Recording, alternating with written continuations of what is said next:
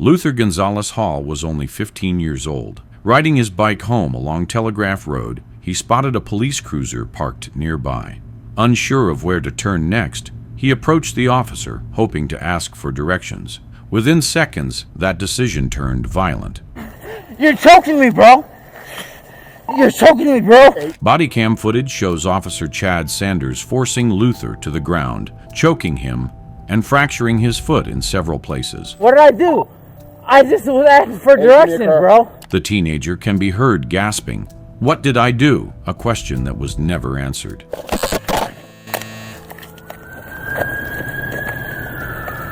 It was November 17th, 2018. Luther Gonzales Hall had been visiting a friend. He was on his bike, heading home through Dearborn, Michigan, unfamiliar with the area and unsure which direction to take. To his luck, he spots a police officer parked near a white castle on Telegraph Road. Luther approaches the officer and asks him for directions. The officer gives him a short answer, and Luther rides off. However, he's still unsure which way to go. Instead of blindly riding his bike into the night, Luther decides it would be best to ask more people to confirm that he's going the right direction. This is the moment where he decides it would be best to ask the White Castle employees. But when Luther goes inside the restaurant, the same officer walks in behind him. That's where the confusion and confrontation begin.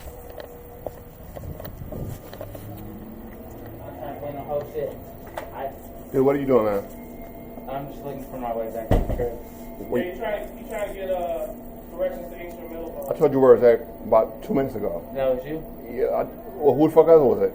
The officer enters moments later, not as a helper, but as an authority figure. The proximity, the tone, the body language all say, "I'm watching you." But the real question is why. Luther hasn't committed a crime. He's just looking for help. I'm sorry, I know you're the cops. So I told you where it was at, right? Yeah. So why are you in here asking the same thing? I'm not for sure where I'm going. I told you where to go. Alright, thank you.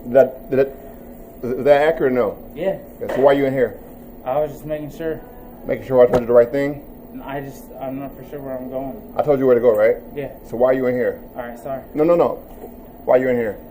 I told you I wasn't for sure on the way I'm going. Alright. You said go and I'm goalie, right? Alright, thank you. Excuse me. No, I didn't. No, hold tight. Alright, thank you. Tone is key here. The officer's voice carries accusation rather than curiosity. Instead of clarifying or asking why Luther is confused, he challenges him, implying dishonesty or defiance. This is a psychological trigger point, turning a neutral situation into a defensive one. We can see multiple times that Luther tries to exit the building while saying that he is sorry. However, the officer continuously stops him from doing so. Come here, guy. Come here. Yo. Here we see a shift from lawful contact to potential unlawful detention. Once Luther walks away, the officer no longer has reasonable suspicion to continue the encounter. Following him outside implies intent to detain without cause. Whoa. What are you doing, You eh? don't need to touch me like that. Whoa. You shouldn't need to touch me like that. Look, stop. Whoa. Oh, no. What the f*** bro? What the f***? Stop. I'm always with this. What the f*** is your problem? Bro, what the f*** is your problem? Stop. What? Okay. In the short encounter, the officer drops his body cam on the ground while running and tackling Luther, who was unaware. According to the lawsuit that was later filed, the officer tackled Luther and placed him in a chokehold after stomping on his foot. Luther suffered from multiple fractures from this interaction. Hey. So, what did I do? I'm sorry, what did I do? I just was asking for directions, bro. I was just asking for directions, bro. Bro, I was asking for directions, man. What is your problem, man? 7. Okay, I was asking for directions. Turn around. 7, I'm coming from Evergreen Hubbard.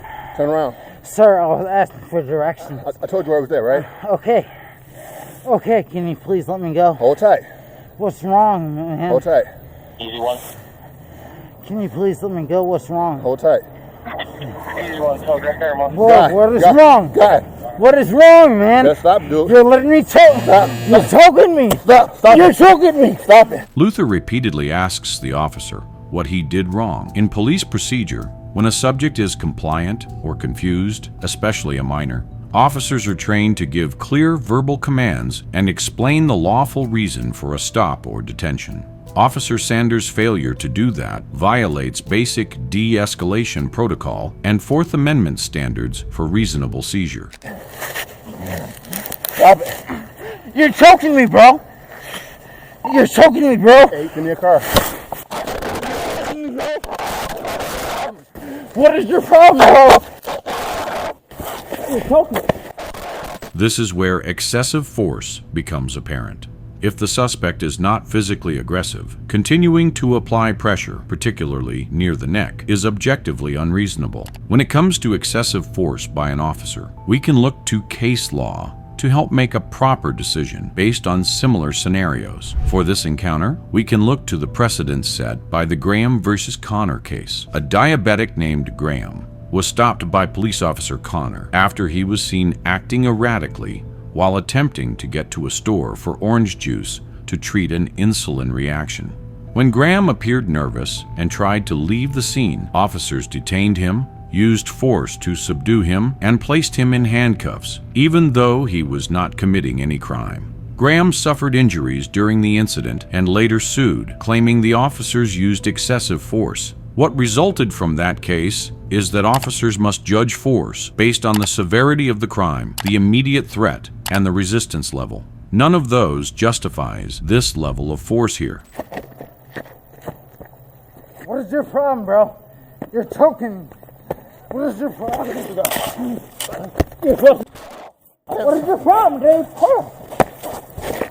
What is your problem? Dude, I swear to God, what is your problem? You're so slow. I got you. I got a kid, boy. What is your problem? I got you. Over.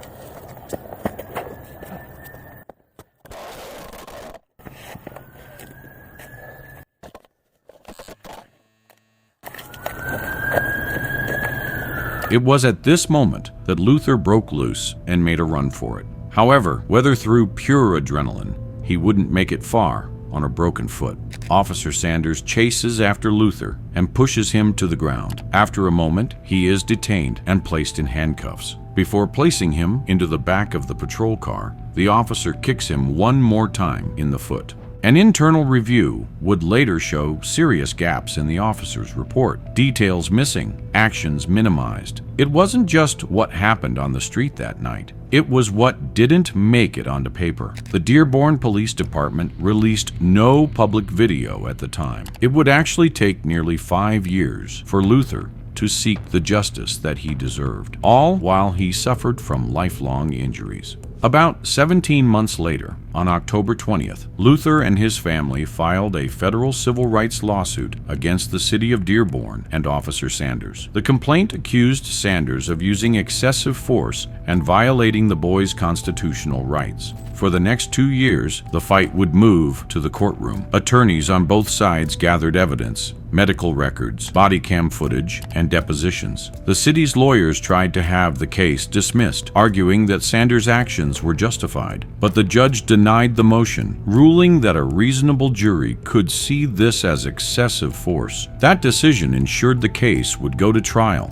4 years after the encounter, the case reached a Detroit federal courtroom. Luther's lawyers argued he posed no threat and was simply confused. Sanders testified that he believed Luther might be reaching for a weapon, but no weapon was ever found. By June 14, 2023, a verdict was reached. They awarded Luther with $9.3 million, one of the largest verdicts against the city of Dearborn in its history. The award covered pain, emotional trauma, and future medical costs. For Luther, it was validation, not just of his injury, but of his innocence. The young man now has to walk around with a limp because of the surgeries he's had.